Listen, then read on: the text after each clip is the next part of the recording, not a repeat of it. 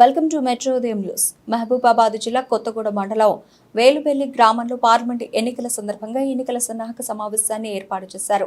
ఈ కార్యక్రమానికి అతిథులుగా పార్లమెంట్ అభ్యర్థి పోరిక బలరాం నాయక్, తెలంగాణ రాష్ట్ర శిశు సంక్షేమ మరియు పంచాయతీరాజ్ శాఖ మార్చులు దనసరి అనసూయ సీతక్క పాల్గొన్నారు. ఈ సందర్భంగా సీతక్క మాట్లాడుతూ గత 10 సంవత్సరాల కాలంలో దేశం అభివృద్ధిలో చాలా వెనుకబడి ఉందని, పేదరికం చాలా పెరిగిపోయిందని, దేశం అభివృద్ధి చెందాలన్నా, పేదరిక నిర్మూలన జరగాలన్నా కాంగ్రెస్ పార్టీకి ఓటు వేసి రాహుల్ గాంధీని ప్రధానమంత్రిని చేయాలని కోరారు. కాంగ్రెస్ పార్టీ ముఖ్య నాయకులకు, కార్యకర్తలకు దిశానిర్దేశం చేశారు. చిన్నతనం నుంచి పక్క ఊరే, వాళ్ళ ఊరు మా ఊరు ఒకటే ఎంపీటీసీ, వాళ్ళ ఊరు దాటినాక మా ఊరు పోవాలి లేదు. కాబట్టి ఆ రోజు నేను తెలుగుదేశంలో ఉన్నా, అన్న కాంగ్రెస్ పార్టీ కేంద్ర మంత్రిగా ఉన్నప్పటికీ మా ఇద్దరి మధ్య ఎలాంటి విభేదాలు లేకుండా ములుగు నియోజకవర్గ అభివృద్ధి కోసం మరి అనేక కార్యక్రమాలను కూడా తీసుకురావడం జరిగింది. ఆ రోజు కాంగ్రెస్ ప్రభుత్వం అధికారంలో ఉన్నప్పుడు, బలరామన్న కేంద్ర మంత్రిగా ఉన్నప్పుడు మన ఏజెన్సీ ప్రాంతాలకు దాదాపుగా 2,000 కోట్ల రూపాయలను తీసుకొచ్చి ఇవాళ ములుగులో ఏరియా హాస్పిటల్ కానీ, మనుగూరు ఏరియా హాస్పిటల్ కానీ, భద్రాచలం కానీ, అదేవిధంగా మోడల్ స్కూల్ కానీ, మహబాద్కి వచ్చినటువంటి స్కూళ్లు కానీ, అన్ని ఏజెన్సీ ఏరియాలలో మరి మోడల్ స్కూళ్లు, ఏకలవ్య స్కూళ్లు, హాస్పిటల్స్, అంగన్వాడీ సెంటర్స్, మన ఏటు నాగారం దగ్గర కట్టినటువంటి పెద్ద బ్రిడ్జి, ఇవాళ మీరు వాజేడు వెంకటాపురం బ్రిడ్జి కూడా మరి వారి హయాంలో నేను ఎమ్మెల్యేగా ఉన్నప్పుడే రావడం జరిగింది. ఇవాళ అటు నిలబడ్డటువంటి ఇద్దరు వ్యక్తులను కూడా చూసిండ్రు, కానీ వారు ఎక్కడ కూడా చెప్పుకోవడానికి ఏం తెచ్చింది లేదు. మరి బలరామన్నకు అన్ని రకాల అనుభవాలు ఉన్నాయి. ఢిల్లీలో ఎవరిని పడితే ఏ పనులు వస్తాయి అని నిత్యము ఆఫీసులో చుట్టూ తిరిగి తీసుకొచ్చేటువంటి పనులు. అంతెందుకు ఇలా మల్లంపల్లి నుంచి నర్సంపేట నుంచి మహబాద్ రోడ్డు 110 కోట్లు దాదాపు అప్పుడు తీసుకొచ్చి ఇప్పటిదాకా ఇంకా గూడూరు కాడ మూలుగుతూనే ఉన్నది ఆ రోడ్డు. ఆయన తీసుకొచ్చింది ఆ రోడ్డు. కాబట్టి ఇల్లందు ఇటు పోయే రోడ్డు కూడా, అదే విధంగా ములుగు నుంచి ఏటు నాగారం దాకా డబల్ రోడ్డు 4 లైన్స్ వే కూడా మరి ఫారెస్ట్ క్లియరెన్స్ తీసుకొచ్చింది కూడా వారే. కాబట్టి పనిచేసే వ్యక్తి ఒక అవకాశం మనం ఇవ్వాల్సిన అవసరం ఉంది. ఇక్కడ ఎన్ని విభేద అభిప్రాయాలు ఈ స్టేజ్ మీద ఉన్న వాళ్ళకు మధ్య కొట్లాటలు ఉండొచ్చు, లేకుండా స్టేజ్ మీద ఉన్న వాళ్ళ మీద అక్కడ కూర్చున్న వాళ్ళకు ఉండొచ్చు. కానీ ఇక్కడ బలరామన్న నిలబడడం అంటే రాహుల్ గాంధీ గారు నిలబడ్డట్టు లెక్క. ఎందుకంటే అన్నలాంటి ఎంపీ క్యాండిడేట్లు గెలిస్తేనే అక్కడ మన అభిమాన నాయకుడు, ఆయన ఏ పదవి లేకున్నా, వాళ్ళ తండ్రి చచ్చిపోయి 34 సంవత్సరాలు అవుతుంది రాజీవ్ గాంధీ గారు చనిపోయి.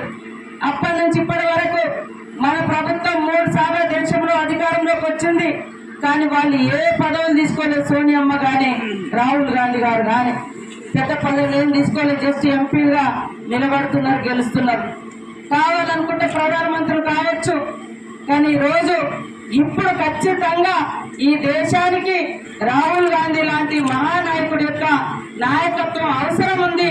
దేశం గుర్తించింది. అందుకనే ప్రధానమంత్రి మోడీ గారు పరిగెత్తా ఉన్నాడు. రోజు మేమే గెలుస్తామంటాడు. ప్రతిపక్షాలు అవతల పార్టీలు ఉన్నప్పుడేమో వాళ్ళు అవినీతి పరులు. ఇవాళ ఎంతో మంది మహారాష్ట్రలో చూసినాం. మొన్నటి దాకా అశోక్ చవాన్ అనేటువంటి ఆయన నుండే మనకు మాజీ మంత్రి, ముఖ్యమంత్రి ఆయన మన పార్టీలో ఉన్నప్పుడేమో అవినీతి ముద్రేశారు. వాళ్ళ పార్టీలో పోయినాక ఆదర్శ అశోక్ అని ఇవాళ వెంటనే రాజ్యసభ ఇచ్చేసారు. ఆయన మన పార్టీలో ఉన్నంతసేపు పలుకుబడి ఉంది కాబట్టి అవినీతి ముద్ర వేసి ఆయనను బెదిరింపులకు గురి చేసి తీసుకున్నారు. ఇవాళ అంతేందుకు ఆంధ్రలో ఉన్నటువంటి 2-3 రాజ్యసభ సభ్యులు టీడీపీలో, కాంగ్రెస్ లో ఉన్నప్పుడు మరి అవినీతి ముద్ర వేసారు. వాళ్ళు బీజేపీలో పోగానే నిర్మా సబ్బు, వాషింగ్ మిషన్ వాషింగ్ పౌడర్ అలా వాళ్ళు బీజేపీలో పోతే వాళ్ళు నీతివంతులు, యువతలుంటే అవినీతివంతులు. ఇట్లా భయపెట్టి ఎంతో మందిని దేశంలో భయపెట్టి తీసుకుంటారు. మళ్ళీ పైనుంచి మన పార్టీ అవినీతి పార్టీని ముద్రలు ఇస్తారు. మేము అవినీతి పార్టీ అయితే ఇన్ని కష్టాలు ఎందుకు వస్తాయి, కాంగ్రెస్ కు ఇన్ని ఇబ్బందులు ఎందుకు ఉంటాయి? నీ లెక్క కాంగ్రెస్ కు ఒక ఆదాని లేదు, ఒక అంబానీ లేడు. దోసిపెట్టి నేను గొప్పనని చెప్తావు, కానీ ఆస్తులన్నీ, ప్రజల ఆస్తులన్నీ ఆదాని అంబానికి ఇస్తున్నారు. కాబట్టి ఒక్కసారి ఆలోచించాలి.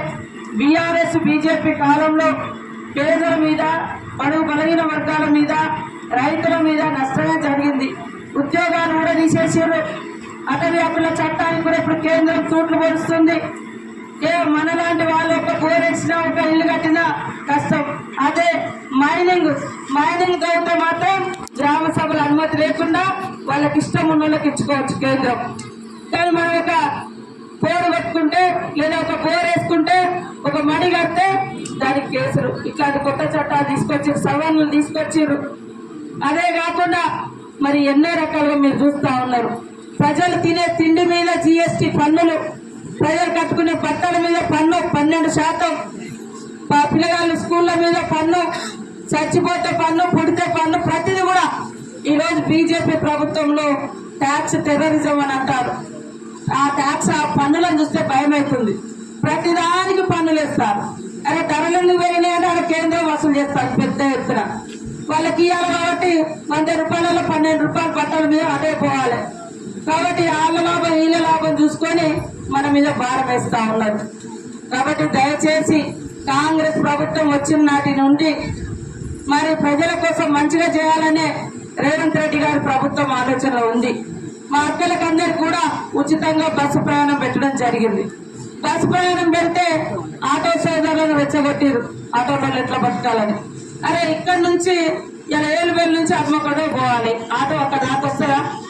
5 దాకా పోవాలి, ఆటో అక్కడ దాకా నడుస్తుందా? అందుకనే లొల్లులంతా చాలా ఊర్లో ఇంకా బస్సులు అవసరం ఉన్నాయి, మీ ఊర్లో కూడా అవసరం ఉంది. కానీ మరి ఆటో సోదరులతోటి ఆ రకంగా రెచ్చగొట్టి ఆడవాళ్ళందరూ కాంగ్రెస్ కు దగ్గరైతారు. మరి మహిళల మీద భారం లేకుండా చేస్తుంది కాంగ్రెస్ ప్రభుత్వం అని రెచ్చగొడుతున్నారు. ఆటో బాధలు కూడా మాకు తెలుసు. వాళ్ళకు కూడా రోడ్ ట్యాక్స్ గాని ఇతరత్ర గాని రాయితీలు ఇవ్వాలని ప్రభుత్వం ఆలోచన చేసింది. మీకు గతంలో చూస్తే 100 ఎకరాలు ఉన్న వాళ్ళకి కరెంటు బిల్లు లేదు, వాళ్ళకు ఫ్రీ. చేనులలో 100 ఎకరాల చేనులు ఉంటాయి, ఫామ్ హౌస్ ఉంటుంది. కానీ ఇక్కడ 2 కుక్కర్ ఒక ఫ్యాన్ ఉంటే మాత్రం కరెంటు బిల్లు వసూలు చేసేది. కానీ మన ప్రభుత్వం 200 యూనిట్ల వరకు మీకు ఇళ్లలో కరెంటు ఫ్రీ ఇచ్చింది. చేనులలో ఎట్లా ఫ్రీనే ఇస్తాం, ఇళ్లలో కూడా ఫ్రీగా ఇవ్వడం జరిగింది. మరి బీజేపీ బీఆర్ఎస్ ఉన్నప్పుడు